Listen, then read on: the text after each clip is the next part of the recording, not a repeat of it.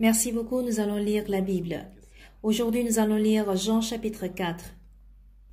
Lisons Jean chapitre 4 à partir du verset 46. Si vous y êtes, je vais lire Jean 4 à partir du verset 46. Il retourna donc à Cana en Galilée où il avait changé l'eau en vin. Il y avait à Capernaüm un officier du roi dont le fils était malade.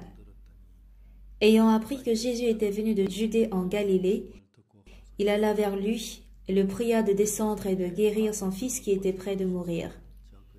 Jésus lui dit, « Si vous ne voyez des miracles et des prodiges, vous ne croyez point. » L'officier du roi lui dit, « Seigneur, descends avant que mon enfant meure. » « Va, lui dit Jésus, ton fils vit. » Et cet homme crut à la parole que Jésus lui avait dite, et il s'en alla.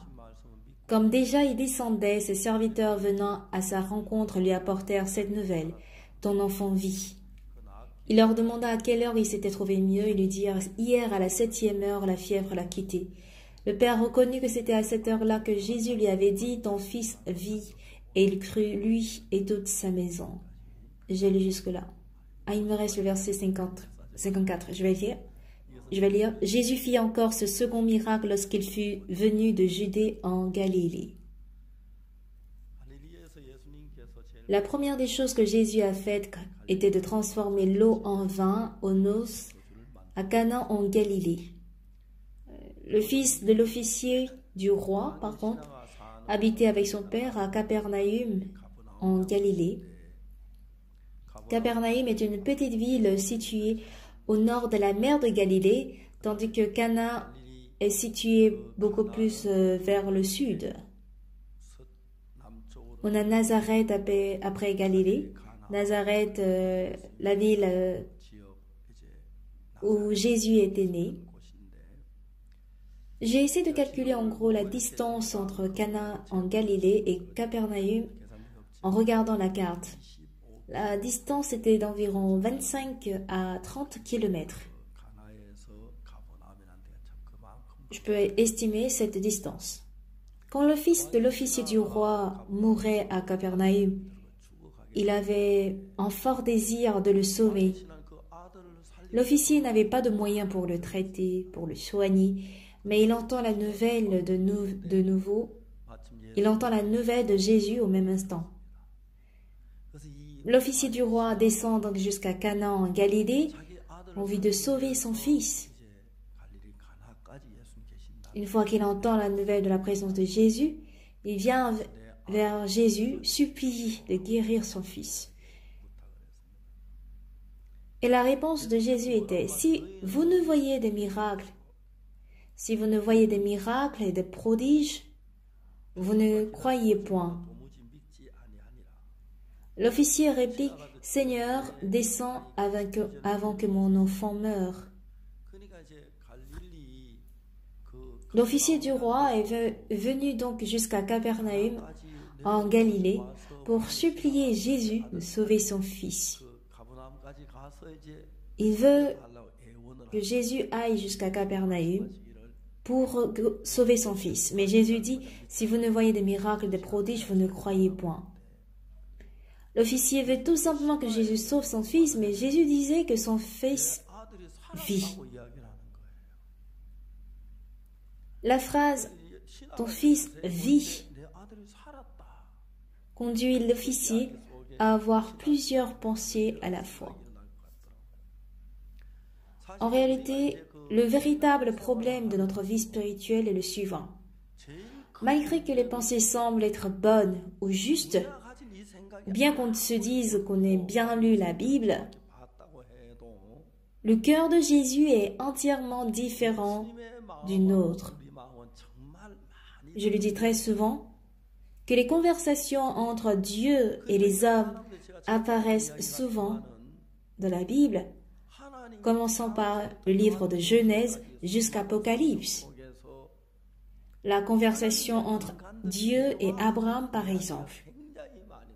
Celle de Dieu et Moïse, et celle entre Jésus et Pierre. Ces histoires sont nombreuses dans la Bible. Mais les pensées de Dieu sont 10 sur 10, 100 sur 100, différentes de nos pensées. Abraham était un homme célèbre qu'on appelle le père de la foi.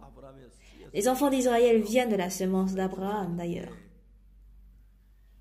Il est donc l'ancêtre d'Israël. Un jour, Dieu dit à Abraham, « Abraham, oui Seigneur, tu n'appelleras plus ta femme Sarai, mais Sarah.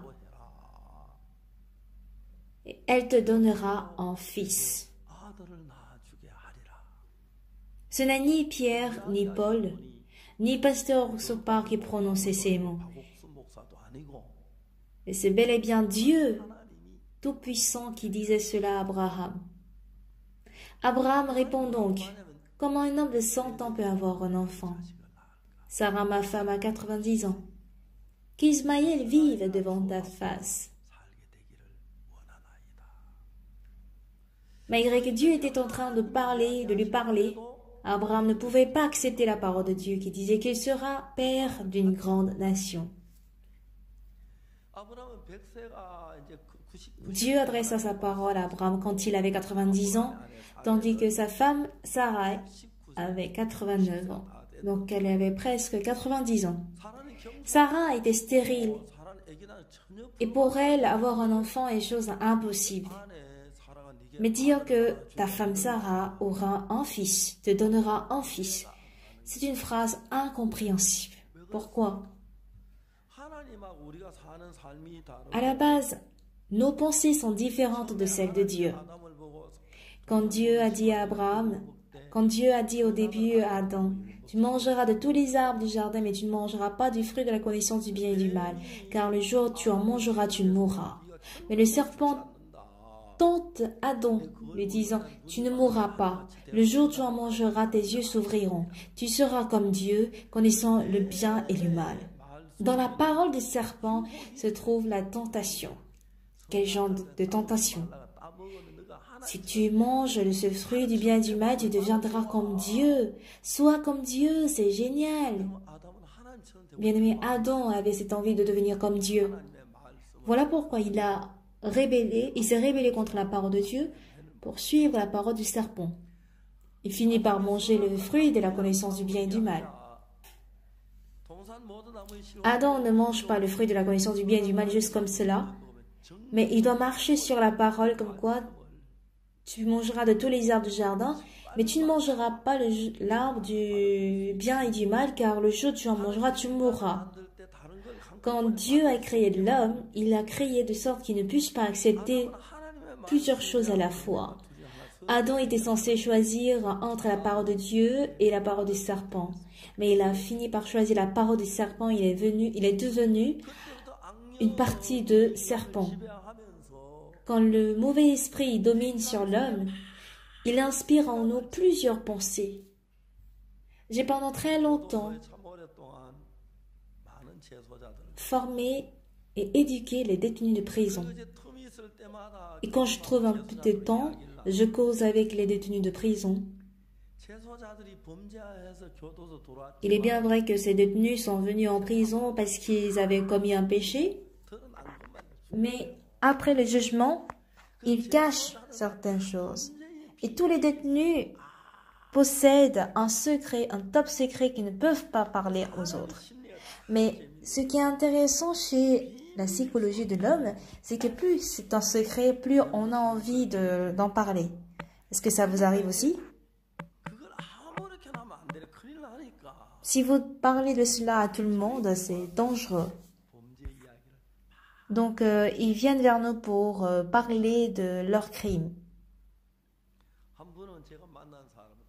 Il y a une personne que j'avais croisée et cette personne avait volé. Mais son histoire est intéressante. Il a pris un couteau pour entrer dans une maison. Et dans la cour de maison, il y avait une femme qui faisait la lessive. Il a tendu le couteau pour dire « Donne-moi l'argent ». Et la femme a dit « Monsieur, tu as mal fait de venir dans cette maison ». Et ce voleur s'est mis à penser « Est-elle un peu malade ?» Comment un voleur peut mal faire de venir dans une maison? Il a cru que cette femme avait un problème mental, mais elle suit mon mari, elle finit par dire, mon mari est un officier et il est en congé, il est à la maison. Donc chérie, il a appelé. Dès que la porte de la chambre était ouverte, il y avait un grand gaillard qui est sorti. Il s'est souvenu de la marche de ce monsieur, mais il ne se souvient plus de la suite. Et quand il a pris conscience, il était à l'état où il a reçu plusieurs coups et il était dans la maison de détention, la maison d'arrêt de la police. Ce sont ceux qui ne savent pas qui disent que ce sont les voleurs qui volent, mais le vol n'est jamais une chose facile. Parce qu'avant de voler, on a peur. Donc j'ai entendu l'histoire de plusieurs criminels, plusieurs détenus. Et en les écoutant parler, je constate qu'il y a un point commun dans toutes leurs histoires. Et quand ils commencent leurs histoires, ils disent toujours « Jusqu'à ce que cela n'arrive, j'étais heureux ». C'est-à-dire qu'ils étaient heureux jusqu'à ce que tel ou tel incident s'est passé. Ce qui est clair, c'est qu'une pensée surgit dans leur cœur et nous conduit vers une direction vers laquelle je n'ai jamais imaginé auparavant. La plupart des personnes ignorent ce fait. Et si on réfléchit un tout petit peu, il y a une pensée qui entre en moi. À titre d'exemple, une femme qui a commis d'adultère n'a pas juste pensé à « Ah, ce gars est beau, je voudrais coucher une nuit avec lui. » Bon, supposons qu'elle a pensé à « Ah, ce monsieur est beau, je voudrais bien coucher une nuit avec lui. » Elle ne se jette pas dans l'adultère sur le coup. Elle a une autre pensée comme quoi non, ça c'est un crime, si jamais on me surprend, je serai lapidée à mort. Il y a donc une guerre entre deux pensées dans le cœur. Donc, chose essentielle que nous devons retenir, c'est quoi? Mes pensées, c'est une et non deux. Une d'entre mes pensées est donnée ou disons inspirée par le mauvais esprit. Si je peux gagner cette pensée, que je ne commets pas l'adultère, ça veut dire que c'est moi qui ai gagné cette pensée. Quand le mauvais esprit nous insère une petite pensée de débauche, je peux vaincre, mais si il nous inspire une grosse pensée de débauche et d'adultère, nous ne pouvons que commettre l'adultère. Donc, en suivant tout ce que disaient les détenus de prison, ils disaient tous pareillement que j'étais heureux jusqu'à tel jour. C'est-à-dire jusqu'au jour où une pensée est entrée dans leur cœur. Et quand ils finissent leurs histoires, ils disent « Ce jour-là, je n'étais pas en fait sur moi-même. J'avais l'impression d'être, disons, possédé par quelque chose. » Certains parlent de leur meurtre. Et j'ai croisé un détenu qui avait un cœur très doux comme une femme. Bon, je suis désolée, c'est pas toutes les femmes qui ont un cœur doux. Je me suis demandé quel crime a-t-il commis, parce qu'il était trop gentil. Je ne suis pas censée lui poser cette question, mais je lui ai demandé, frère, quel est ton crime? Oui, je sais que ça c'est une excuse, mais j'étais trop curieux, hyper curieux. Il est frère qui est sauvé, mais quel crime a-t-il commis? Et qu'il est en prison. Je sais que c'est une excuse, mais je lui ai dit, frère, c'est quoi le nom de ton crime? Lui qui était très content d'un coup, avait changé de visage. Son visage était tout rouge, et avec une voix très fine comme un moustique, il dit, meurtre et tentative de meurtre. Quoi? Tu as tué, que tu as encore tenté de tuer une autre personne? À mon avis, tu n'es pas capable même de tuer une mouche. Un jour, ce frère m'a raconté son histoire, comment il a tué une personne en pleurant. Il s'est marié à Busan et sa vie de couple était très heureuse. Mais un jour, il a eu l'impression que sa femme le trompait.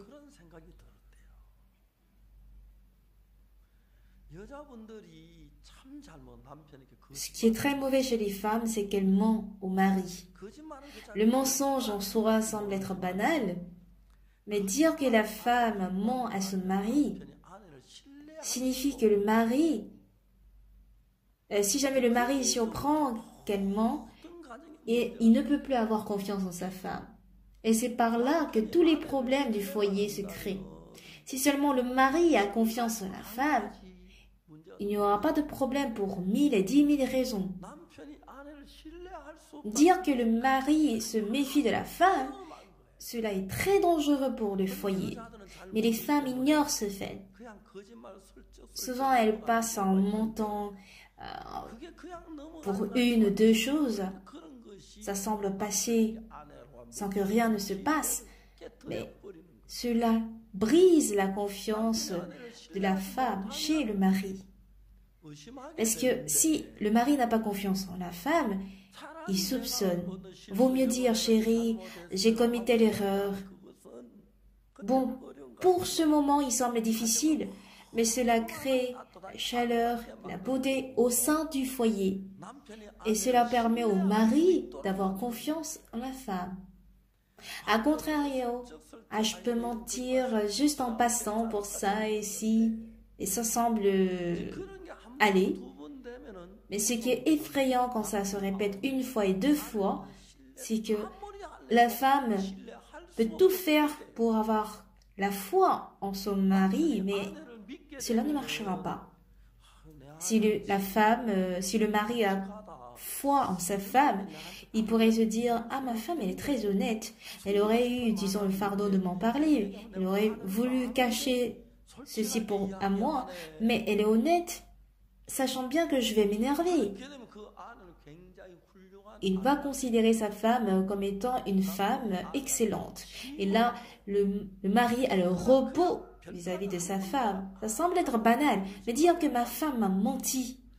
À partir de ce jour, dans le cœur du mari, il commence par avoir des soupçons sur une chose, ou 2, 3, voire 10 et 20 choses.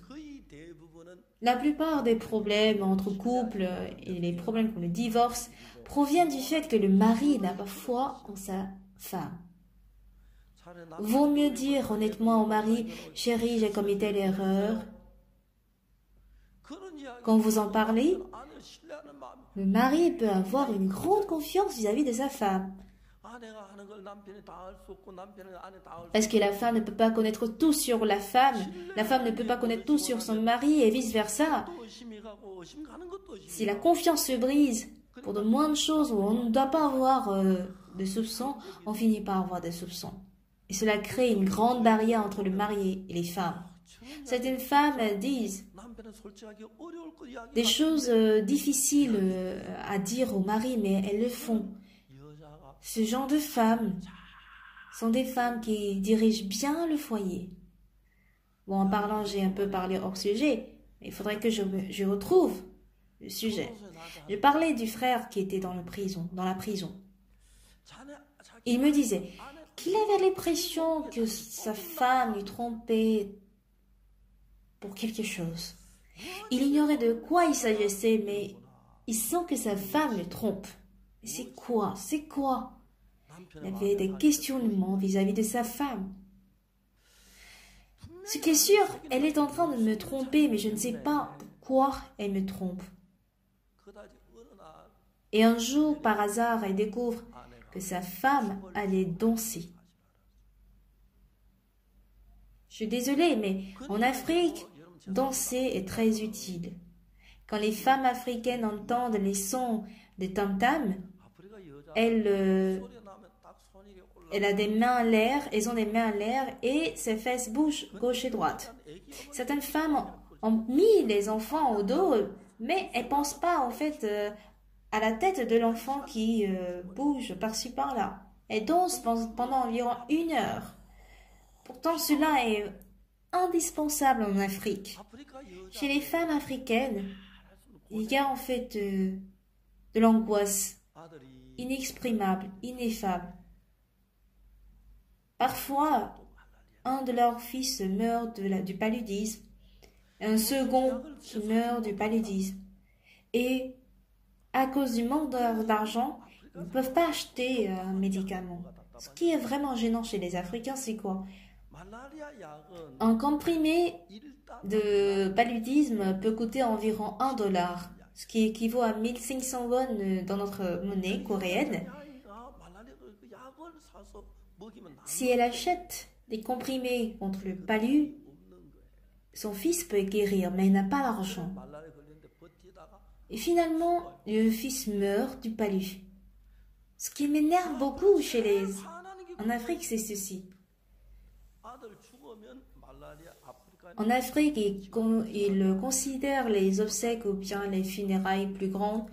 De peur que l'enfant qui est mort devienne malheureux, ils font un prêt de 3000 $ environ pour faire des obsèques. Donc, en voulant, disons, épargner 1 $ pour les comprimés de paludisme, ils préfèrent, disons, dépenser 3000 $. Ils finissent par dépenser 3000 $. Mais, bref, la danse en Afrique est très bonne. J'ai aussi dansé une fois, quand la chorale est venue vers moi lors de ma première visite au Kenya. Ils m'ont accueilli et ensemble avec le chef d'orchestre, on a dansé. Il y a un pasteur qui a filmé en fait ma danse et ma femme m'a vu danser. Elle a dit que mon step ne convient pas du tout au rythme normal. Et j'ai dit, c'est normal en Afrique quand on danse pas au rythme normal. C'est normal parce que j'ai jamais dansé. Ils dansent pas toute la journée, mais ils peuvent danser jusqu'à 1 heure de temps et ils oublient toutes les angoisses. Voilà pourquoi il faut danser en Afrique. Et même chez nous, en IYF, on danse beaucoup. On fait des danses de folk dance. Les étudiants qui dansent avec les femmes, les étudiantes, elles ont honte au départ, mais selon les psychiatres, c'est bien que les garçons, les garçons avec les filles se tiennent la main et de danser ensemble, cela réduit les crimes liés au sexe. Donc, ce genre de danse est différent de danse dont pensent les Coréens. C'est la même danse D-A-N-S-E, mais la danse D-A-N-S-E en Corée et la même danse D-A-N-S-E en Afrique sont différents dans le concept. Donc, le mari a eu peur d'un coup. Il a tantôt critiqué sa femme ou tantôt consolé sa femme pour qu'elle arrête d'aller danser, mais elle n'a pas arrêté cela. Et cela rendait le mari fou. Tantôt, il avait même envie de la tuer. Un jour, il s'est rendu compte que sa femme n'aime pas danser, mais c'était sa grande sœur, c'est-à-dire sa belle-sœur, qui la conduisait à danser. Il s'est mis en colère qu'il est allé chez sa belle-sœur. Qu'est-ce que sa belle-sœur lui a dit? Belle-sœur, je t'en supplie, arrête d'aller danser avec ma femme. Il l'a supplié. Mais vous savez quoi? La belle-sœur s'est mise à, disons, moquer. Elle s'est mise à moquer de son beau-frère, disant, qui es-tu? C'est parce que tu fais souffrir ma petite sœur que tu es en train de me donner des ordres. Et ça lui a fait perdre la conscience qu'il s'est rendu compte qu'il avait un couteau en main et du sang. Sa belle-sœur étant couchée à terre en saignant. J'ai tué une personne. Il est sorti pour dire, j'ai tué une personne. Venez tous, je vous tuerai tous aussi. C'est ainsi qu'il est devenu un meurtrier. Qu'il a même aussi tenté de commettre un nouveau meurtre. L'avocat est arrivé en prison, mais il avait renvoyé l'avocat à plusieurs reprises. Et finalement, l'avocat lui dit, tu penses que je viens ici à cause de frais de plaie? Même si tu me paies, ça ne me suffit pas de payer même une bouteille d'alcool. C'est parce que j'avais pitié de ta vie. Après avoir crié, il a rappelé pour faire asseoir.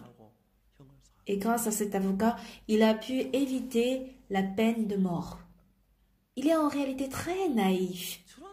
Comment ce genre de personne a commis un péché? Je me demande cela.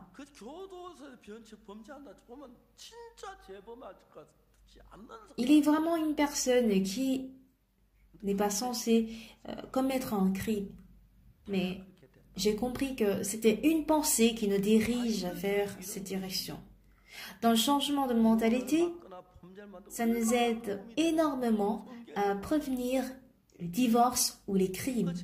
Et je l'ai découvert dans la Bible. Et quand j'en parle aux ministres et aux personnels à haut niveau, et j'en parle de changement de mentalité, ils sont tous étonnés pour dire qu'ils en ont besoin dans leur pays. Si on observe le cœur de l'homme de près, on a cette envie de courir vers le mal, et de commettre le crime, de commettre l'adultère. Cela surgit de temps en temps. Si cela est ma pensée, je dois avoir qu'une seule pensée, qu'il n'y ait pas de combat. Mais il y a toujours des combats entre deux pensées. Finalement, la pensée qui gagne domine le corps.